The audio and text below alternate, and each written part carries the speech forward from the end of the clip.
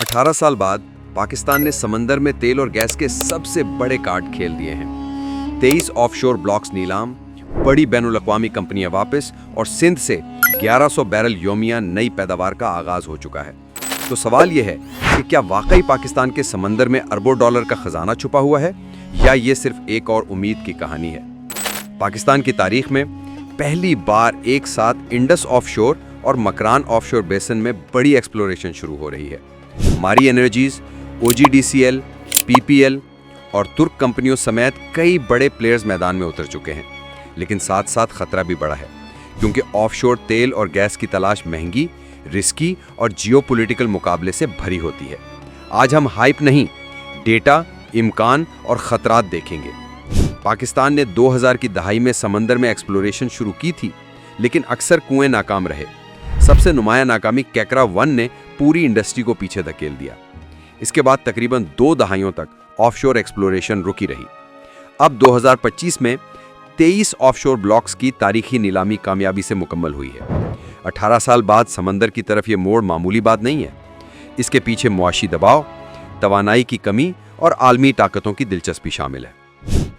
ये 23 ब्लॉक्स 53,000 मुरब्बा किलोमीटर पर फैले हुए हैं, 12 इंडस ऑफशोर में और 11 मकरान ऑफशोर में।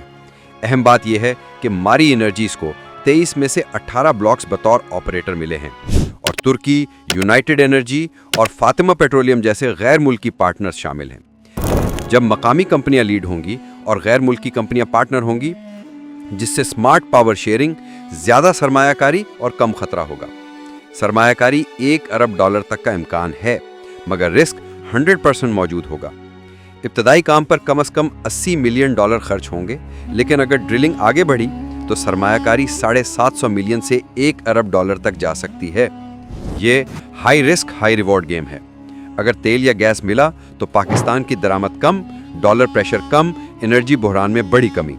अगर नाकामी हुई तो नुकसान बहुत भारी हो सकता है। यानी ये खेल जज्बात नहीं, कैलकुलेशन मांगता है। पासाखी कुआं, छोटा कुआं नहीं, बड़ा सिग्नल।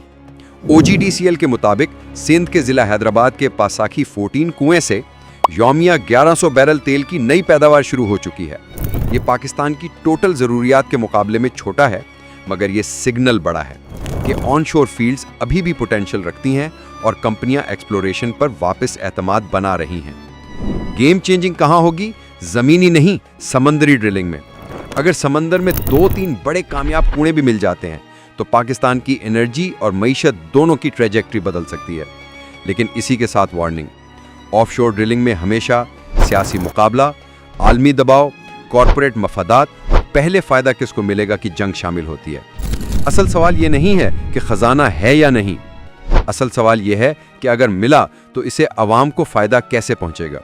ये सिर्फ तेल निकल आएगा तो पेट्रोल सस्ता हो जाएगा वाली बात नहीं है।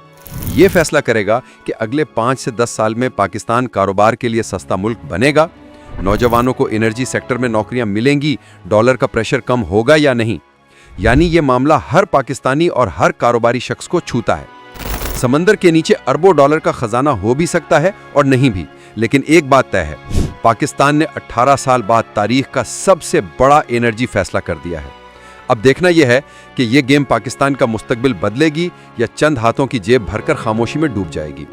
कमेंट्स में बताएं, आपके ख्याल में अगर बड़ा तेल या गैस जखीरा मिला, सबसे पहले फायदा किसको मिलना चाहिए?